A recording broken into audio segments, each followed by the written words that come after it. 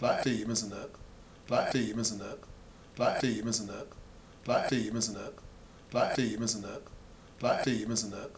Like team, isn't it? Like team, isn't it? Like team, isn't it? Like team, isn't it?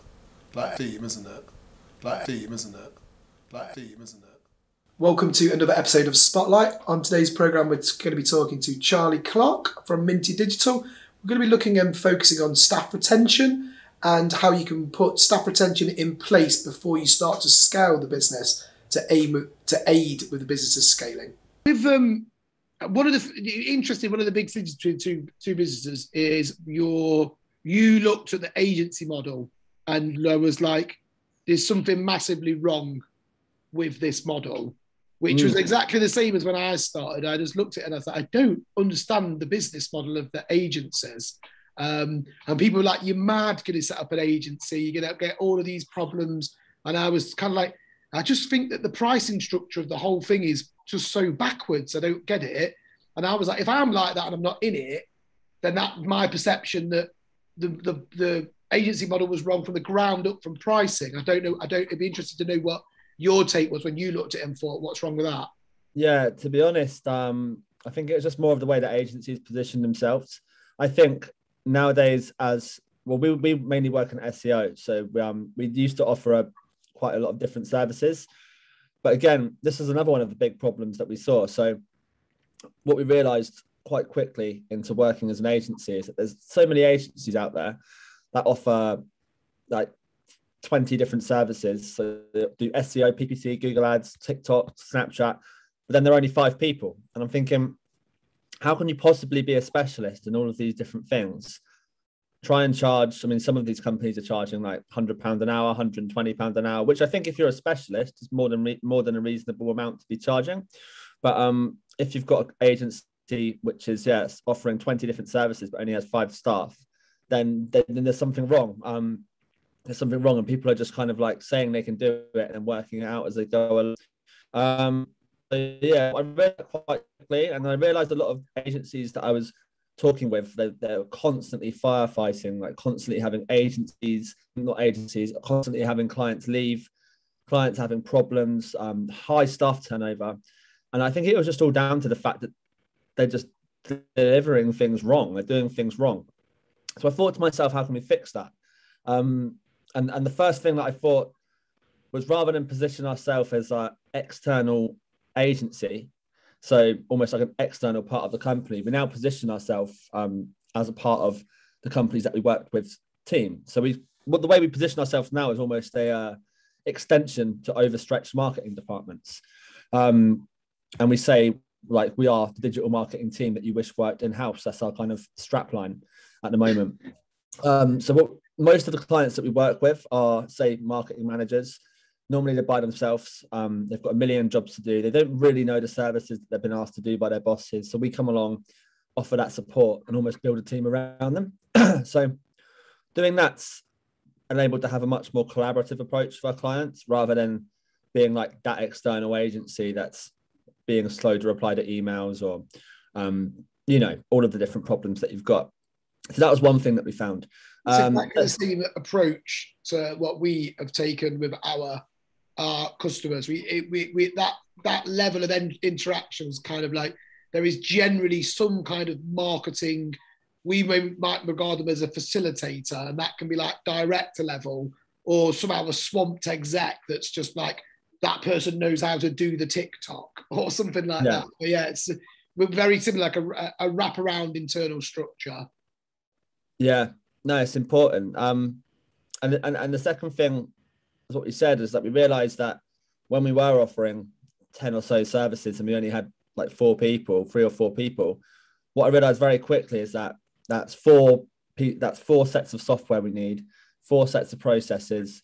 And also, if one of the people was sick, ill, anything happened, then you've got no one to cover the service. So I thought, let's strip everything back. We'll just offer SEO as a service. And then when we hire, everything's SEO. All of our processes SEO, or we talk as SEO. If one of the SEO managers is off, there's someone that can still cover the work or cover the clients. It just makes things a lot more simple to scale. And it's a lot easier to sell yourself to customers as well as a specialist. When we've all heard it before, it's better to be a specialist than a generalist. But it really is true. It's a lot easier to sell yourself to customers, and people trust you more. And because you can believe in yourself more as well, you know you can offer that service rather than being like, oh, you do TikTok ads, and you're like, oh yeah, we can do that. We'll just Google it and find out how to do it. So that's definitely helped us as well. I think the common mistake, that, especially in agency world, so we specifically have remained social first. Like that's literally what we do. We do some very basic SEO stuff, but like more like on a maintenance of website level, and like that is what we do. And like there are 4 or 5 other agencies within a stone's throw of where we are that do SEO like you guys do SEO. So what's the point in me doing that? It's kind of like they don't do social, so it's a bolt on. So yeah, just stick with the speciality, and grow your reputation at that.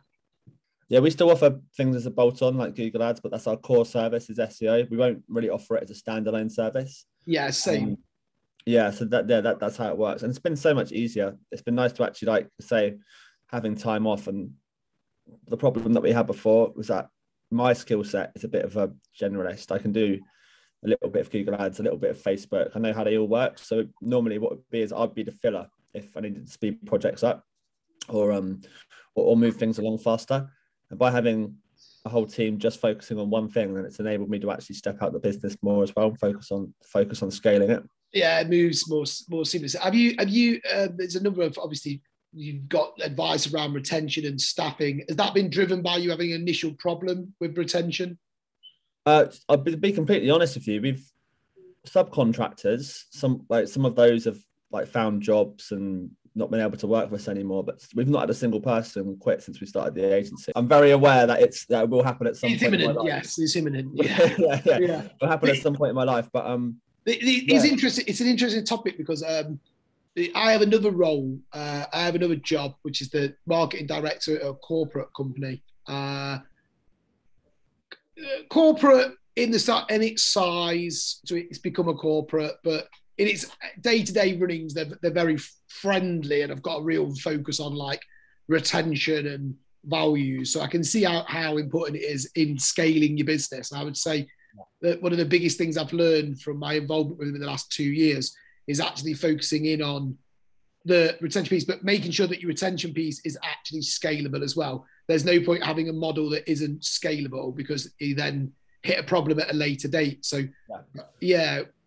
That's what we're working on now. Like we've got our core values and we've got like a team handbook in place, which is like these, in order for us, what we're trying to do is that we're trying to build a company where like everyone on the team can work on their own schedule anywhere in the world. And the way we positioned it is that we want everyone to have all the benefits of being a freelancer, but all the community and security of having a job as well. And the only way we can do that is by everyone having the same values and also everyone sticking to their responsibilities. So, for example, like I said, around this whole core hour model that we're looking for now, like one of the requirements is that people are tracking X amount of hours per week in Harvest, and there's a certain reporting model in place that we're trying to do. If everyone sticks to that, then we can run a business like that. But if people don't and then start disappearing or not filling in reports or stuff like that, and then it's not going to work. And don't get me wrong, like we try and minimize meetings, we try and minimize admin and minimize anything along that side of things because no one likes to do it. But there is a necessary level you have to implement in order to be able to run a business sustainably and also be able to scale it. It's okay, like you say, when there's just 2 or 3 of you, but when you get to we're at 12 now, so and we're looking to get to 15, 20 by, I'd say, like the end of next year. We're not really looking to go any further than that, to be honest. Working out the kind of maths and the projections and what we can earn as a company, I think that's more than enough for what we need. And it might put us in a position where like a larger agency might want to have us as the bolt on, do you know what I mean? And maybe buy us out in a few years, but that's not the goal. That's not the goal for us, but it's nice, I think, to keep that in mind. Like I'd like to be able to grow and position ourselves as an agency that would or could be acquired in the future, just as a guideline, rather than us all just kind of going off on our own schedules and everyone going off in all different directions. But yeah, I think that for me, it's the similar sort of position with like regards to like selling. I'm not that bothered about selling the company. Like we made a similar decision in terms of like client base. So it was kind of like I had all these clients in London, and then I was like, I didn't set up a business to sit on a train 3 times a week and then roam around London half cut most of the time dealing with clients, and then being at St Pancras at like 9-10 o'clock at night waiting for the train back. And the last time I did it, I was on the train. I was like, this isn't worth it. Like, it's not what I had set this business up to do, like chasing like imaginary gold around the streets of London. It's just like, just go back, localize clients. And it's expensive. I know people that travel all around because they want to do the face-to-faces, which I still think there's a time and place for it. But I think spending all this money going up and down the country, these meetings, all these meals, and adds up. It adds up a lot. And it's I don't know. I just think there's ways you can minimize this. But what you said about like the retention around the values, I think that that's really important. And I think that as business owners now, you've got such a different way of building your business based on those values, because actually you can just attract people to come to work with you that share the values and share like your idea of how big you want it to be and like how many interactions and how that will push and challenge them and like the ceilings of it. Yeah. And people are looking for that sense of shared value in their employment now, not necessarily like, my mate, he works at some Japanese company. He's one of 26,000 marketeers that work there. I mean, yeah, it's like, it depends what you want, doesn't it? Yeah. But like, I know what I want for a company, and I know the vision that I've got, and I know that everyone on our team now shares that vision as well. And it's like I say, these values and visions, this isn't something I've written up. This is something that I've seen something working with the team, and everyone really likes the direction we're going in. And I've taken time to speak with everyone individually, one-on-one, and put this all together. So all our core team at the moment all shares those values, and we make sure that anyone that we bring on board has to have that in mind as well. So yeah, I think that's definitely contributed towards like the staff retention, and also client retention, to be honest, as well. Like it's very rare that we lose clients. Again, touch wood. Yeah. Say that and they'll leave tomorrow. Yeah. But I mean, they leave for obvious reasons, like change of marketing manager is normally a big one. People like to shake things up. That happens, or sometimes people just don't have the budget anymore. Yeah, and there is elements of like there's elements of everything that's out of your control. And I think that the scaling piece is interesting to talk to you about both. It sounds like both of our businesses are in a very similar position where you're like all the work that I've been doing in the last 3 months is like preparing for growth, like looking at the businesses that we're working with that are bigger than us. What can you learn from them, that what they're doing, like who does what, who, even how they, even their mistakes, like looking at it and going, where do they waste time? Like, what do I not want to do, which would drive me essentially round the bend if we did that? And like looking at where they waste time, and like being as like not judgmental about it as well, because it's also somebody else's business and somebody else's process. So you can't say that they're wrong. You're just, you wouldn't necessarily do that yourself. And it might be completely right for their business and wrong for your personnel. But I found that process challenging to look at it and be non-judgmental. But I think once you get past the fact that you're not there to make a judgment, you're able to go, oh, that would work well in my business and that wouldn't work well in my business. Yeah, I think it's important as well because it's easy to like say, it's easy to judge. So for example, as an agency that I'm quite close with, and they've had an extremely high staff turnover for a good couple of years, and I've learned quite a few things from them on what not to do. But if I judged them on it, I could judge them on it, but if I hadn't seen them make those mistakes, then maybe I would have made those mistakes as well. So I think it's worth definitely keeping that in mind as well. You need to humble yourself and think like, it's actually lucky that I've been able to experience that and learn through someone else's mistakes rather than having to make it ourselves. When you get into the point of scaling, and I've sort of discussed with my mentors, like scale is only something that's applicable in your mind as to the scale.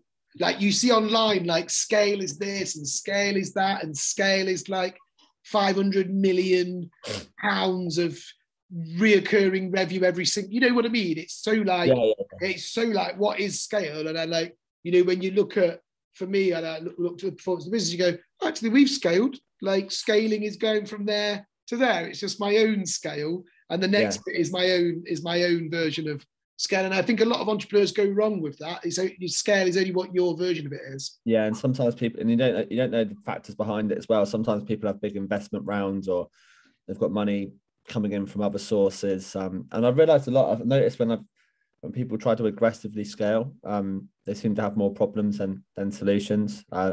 Just trying so hard to kind of like, you know, break that 50k mark, 100k, 100k a month mark, and it's like they're focusing more on that monetary value rather than actually growing a business sustainably. And it's like you see people getting stressed out, losing sleep about it, losing clients, or they're trying to grow too fast and they're spreading themselves too thin. So yeah, it's important to ground yourself on that as well. And it's like, at the end of the day, I think just as long as you're taking like 1 or 2 steps forward in the right direction every day, then that's all you need. I don't know what you think as well, but it's important to say that there's no book either. Like there are books that you can read that will help, but there is no book that relates directly to you and your current situation and what you're doing. No. And I've read all of the like kind of business advice books. A lot of them just kind of like regurgitate the same points, and a lot of them it's the same as the self-help books. A lot of them can be like they're 300 pages long, but a lot of them can be condensed probably into about 10 bullet points. And it's the same stuff over and over again. But yeah, no, it's interesting to say that. There's one book I read recently though, by a guy called Ben Horowitz. It's called The Hard Thing About Hard Things. I know this book, yeah. Yeah, it's a good one because it's more of a story and an autobiography of how he grew his business rather than like a guide. And it's quite interesting because you kind of read the story about how he started it, all the problems they come across, like having to get rid of 5 friends that weren't fit for the position once the business grew to a certain stage. I finished that the other week, and it's quite a good read. I'd recommend it if you haven't read it. I know bits of the book, and it's interesting. It's some of it that is. Have you heard of The Art of War by Sun Tzu? It's a Chinese proverb. Yeah. A lot of these books are structured around Sun Tzu and the art of war. And obviously that's about like killing people, but if you read it in a non-context that you're not building an army, you're building something else. I've found myself using a lot of those Chinese proverbs to like, especially like with personal relationships. And you know, for me, when I set the business up, it was like everyone thought I was crazy and taking a massive step backwards from what I was doing and like what I was earning and all the perks that came along with it. And then for me anyway, I found that like for the first couple of years, I was kind of like, people thought I was like this daydreamer that kind of was like, I don't know what they thought I was doing, but there was me like blissfully ignorant and happy as hell, like focusing on like doing a business, you know, holes in shoes, holes in socks, but it didn't really matter.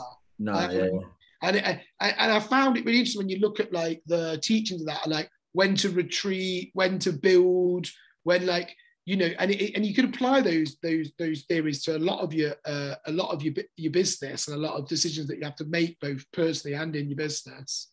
But there's nothing to tell you about your own.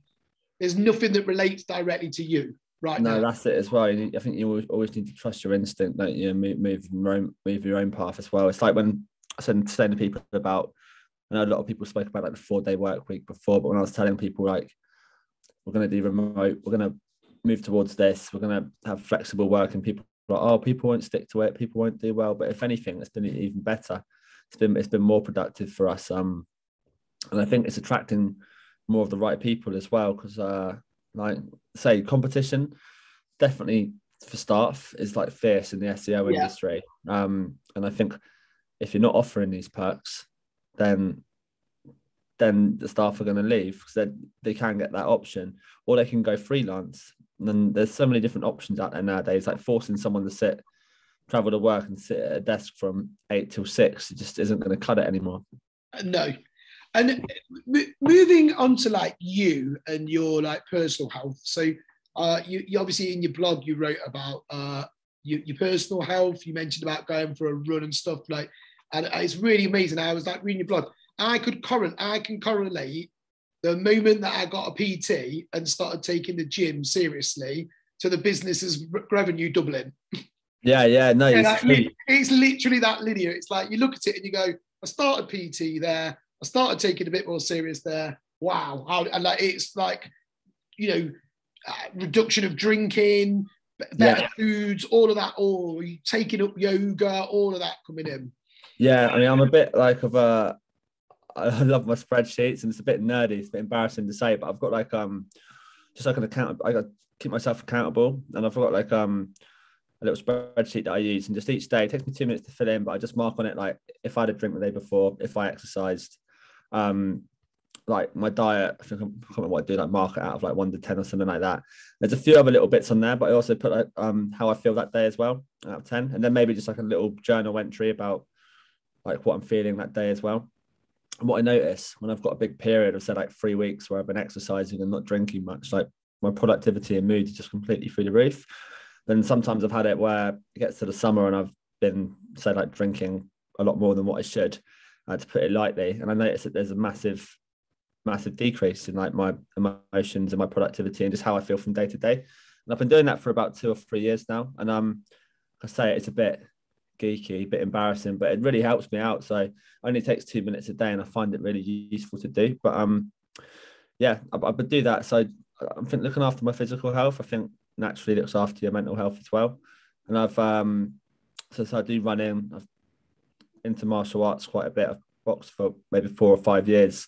I really like that because it takes me off a computer screen and put the phone away for an hour or two and actually do something physical, which is nice. Do you think that the that sort of like health and fitness focus that you've clearly got, do you think that that's contributed? How much do you think that's contributed to the success of your business? Oh, massively, because it keeps them. I think if you're staring at spreadsheets and emails and dealing with people all day, you need that break and you need that release. Can definitely review it compared to when I wasn't looking after myself as much, and the difference is night and day. Another big thing that I started as well last year was I started therapy, which I've never done before in my life, and that's really interesting. Talking to a third person who has no day-to-day interaction with your life, speaking to them regularly, just to kind of go through things that are on your mind, like talk through things like from your past as well. And that's been really helpful. Like I'd recommend that to anyone that's never, or even people that don't think that they need it. Because I totally agree. I've had the same therapist for about 14 years, and like she spoke to me all the way through like running my business and challenges within the business, and having somebody that's not emotionally involved in your life, in giving you guidance based on what you're saying to them and what you want for yourself is and someone that's not biased. You'd be like, oh, I had an argument with my mate or my parents or my girlfriend or something like that, and like if you say that to your mates or someone close to you, they're always going to be on your side, aren't they? So it's nice to speak with someone that looks at it from a balanced perspective, and it helps rationalize it a lot more as well. But it's really useful. I was going once a week, but now I just do it once every 2 weeks. That's the natural flow, and then you end up once a month, and then you end up like once. I think that'll be the next after this. You kind of get a lot off your chest first, don't you? And then eventually it kind of fades out a little bit. It's nice, like even if you think it's not a big problem, it's nice still just to get it off your chest and get some feedback as well. Yeah, that's good. That's like that and physical exercise have been like the 2 biggest contributors towards me actually having a clear head for as long as I can remember. When I was first running the business in the first 2 years, it was manic. Like, it was just crazy. I was stressed out, working late nights all the time and that. And now it's like I finish at a decent time. I feel like I'm in control of my day rather than my day's in control of me. Like, you can always get back to someone in an hour. You don't always have to be kind of instant. Yeah. But I guess that's the world we live in now, isn't it? Everyone's like instant society. But the more I'm breaking out of that, the more I've been able to actually focus on tasks that need to be done. I think that's really important, especially when you're running an agency in an agency lab, because there is so much to do. I think thinking about like yourself when you were younger, like obviously you've got to where you are now, and you probably were very similar to me from the sounds of it, where I just looked at what I was doing. I was like, I don't want to do this anymore. I can see there's a problem here that I reckon I could do something about, and that's what I'm going to do. And never really look back. I think if I was to go back and say to my teenage self, give my teenage self some advice, it would be enjoy university more and party more, because your degree is irrelevant. Yeah, I'd say so. Yeah, where you're going to end up, your degree is irrelevant. And to be a bit braver, actually. Like, I mean, I'm the classic, like, failed a business, went back to mum and dad's on the dole, failed again, back on the dole, decided I was just going to do like the normal route, go down a career, and then was like, no, I'm going to have another go at it. And then didn't end up back at mum and dad's. I ended up with enough, I had prep, I was ready to go that time. So what would you say to yourself? Yeah, well, I say it's a bit of a, I mean, I didn't really get into college until I was, I think, around 19 years old. So if I'm going back for my teenage years, it would be not to follow the crowd and don't be as involved in and the party scene, drinking and all that kind of stuff, because as I said, it got me in a lot of trouble. So I was in prison when I was 19, and I used to be really sheltered about it as well. I'm not ever talked to anyone about it, and I'm trying to force myself actually just to talk about it a bit more in conversations like this as well, because normally I wouldn't even mention it. But I think, like you say, it's important to, like, when you're talking about kind of like advice you give yourself when I'm younger, it would be like to not follow the crowd and focus on your own thing, because those people that you think are like the cool kids or whatever, they're not going to be in like 5 years time, and things move on. But I think one thing would be that to focus on your own path more. And then I went to college when I was 19, and then went to university when I was 20 or 21. Even though, like I say, I think I agree with you on the degree, it's quite irrelevant with what you do, but I'm really glad that I went to university still, because it got me out of my hometown where I thought that was my world, and it introduced me to people from all different walks of life, whether that's from whether their financial status or where they're from in the world. It just introduced me to a whole load of new people, opened up my horizons a lot more, and it enabled me to have just a more rounded view of the world, I think. And then from there, I never really went back. And I think what I meant about like the degree is kind of like, I so hung up on the fact that the degree that I was doing was going to get me the job. And then I did the degree and realized I didn't want to work in banking. So like the whole 3 years of like, I was just like, I mean, I used the spreadsheets and stuff that I learned today, but if I'd have chosen, I could at 18, I could have chosen any degree that I wanted to do. If I would have picked something that I would have really enjoyed learning, it would have had the same outcome as me choosing a degree that I thought I was going to get a job doing, that I hated the degree, which realized I was going to hate the job. So it was kind of like, it doesn't really matter at that stage. Yeah, definitely. And so mine was digital media related, so it's quite relevant, but still, I don't really think it's been that applicable to what I've done moving forwards. But I met a lot of people at university as well that were studying things that I know they're not doing anything to do with now, like maybe like sociology or like some kind of arts, and they spent 3 years doing it. God knows how much it cost, and then they've ended up doing something completely different with it, which is fine. I've just noticed that as well. I think a lot of people put so much into like, I need to do this degree to get this job, but the reality is it doesn't always normally work out like that. So the reality is that execution is everything, isn't it? It's like execution and attitude. I had a job in marketing, my first one.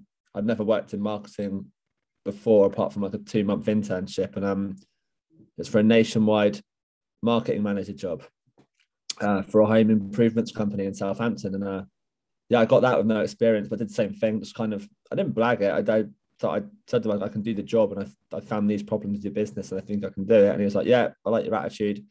I'll give you a shot. So I managed to kind of like skip that whole executive type being managed position and go straight into it and hire a team. I made a lot of mistakes, but it didn't matter. So at the end of it, I managed to speed up my career a lot more, and also ended up doing a really good job out of it.